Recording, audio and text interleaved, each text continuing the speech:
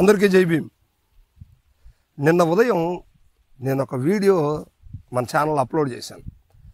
ఆ వీడియో ఏంటంటే అద్దంకి ప్రాంతంలో రేషన్ షాపు డీలర్లు ఎక్కువగా, అంటే చెప్పేదే ఉంది, ఆ వీడియో చూసిన వాళ్ళకి అర్థమవుతుంది.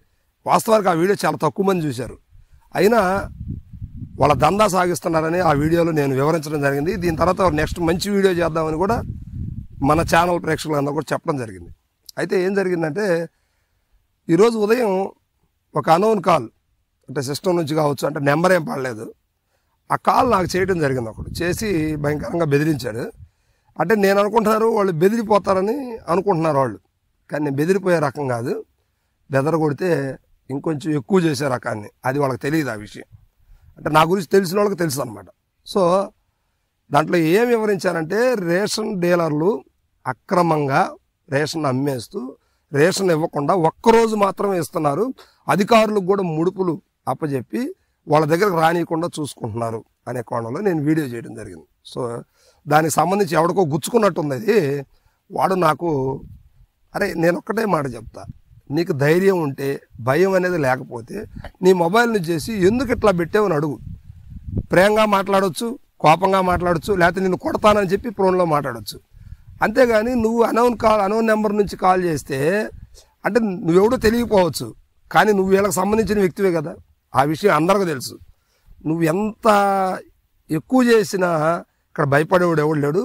నీకు నువ్వు మాట్లాడే మాటకి చింతకాయలు ఏమీ రాలవు. కానీ నీ నెంబర్ వచ్చుంటే ఖచ్చితంగా నీ మీద ఒక కేసు ఎఫ్ఐఆర్ అయ్యేది ఈ పాటికి. ఎందుకు ఆగానంటే, సరే ఎవడికో గుచ్చుకుంది, వాడు ఏదో మాట్లాడాడు అనుకుని వదిలేశా. కానీ ఇంకా వీడిని రెచ్చగొట్టినటువంటి వాడికి, ఇంకా ఎవడైతే ఉన్నాడో వాళ్ళందరూ కూడా ఇదే చెప్తున్నాను. నేను మళ్ళీ రేషన్ డీలర్ల మీద ఒక పెద్ద వీడియో చేయబోతున్నాను. అది పై స్థాయిలో ఎక్కడ గుచ్చుకుంటుందో వాళ్ళకి గుచ్చుకుంటుంది. నీకంటే నీకు అధికారం ఉంటే, నీకు పవర్ ఉంటే ఎవరి మీద అయినా కూడా బెదిరిస్తారా? ఇదే మీరు చేసే పనులు. అంటే ఇప్పటి వరకు మన వీడియోలు చాలా స్లోగా ఉన్నాయి, ఎవరిని నొప్పించకుండా, ఇబ్బంది పెట్టకుండా జస్ట్ పొలిటికల్ అనాలిసిస్ చేస్తూ ఉన్నాం. ఇదే మీరు అమ్మకం ఒకట్లేదా? మీరు ప్రభుత్వాన్ని కన్నుగప్పి అధికారులకు లంచాలు ఇచ్చేసి అమాయక పేద ప్రజలకు ఇచ్చినటువంటి రేషన్ బియ్యాన్ని మీరు అమ్ముకోవట్లేదా? అమ్ముకోకుండా నడుపుతున్నారా? అరే అసలు మీ రేషన్ షాపులు ఎంతవరకు పనిచేస్తాయి చెప్పండి. గవర్నమెంట్ మారితే మళ్ళీ మారిపోతాయి. మీరు ఎన్నాళ్ళు ఉంటారో తెలియదు. మీలో కుమ్ములాటలు వస్తే మళ్ళీ కొత్త ఉడికిస్తారు. దాంతో మాత్రం దానికి మీరు నాలాంటి జర్నలిస్టులను బెదిరించడం మొదలు పెడితే, అంటే మేము కొద్దిగా రెచ్చిపోవాలని ఏం చేయగలవు నువ్వు చెప్పు.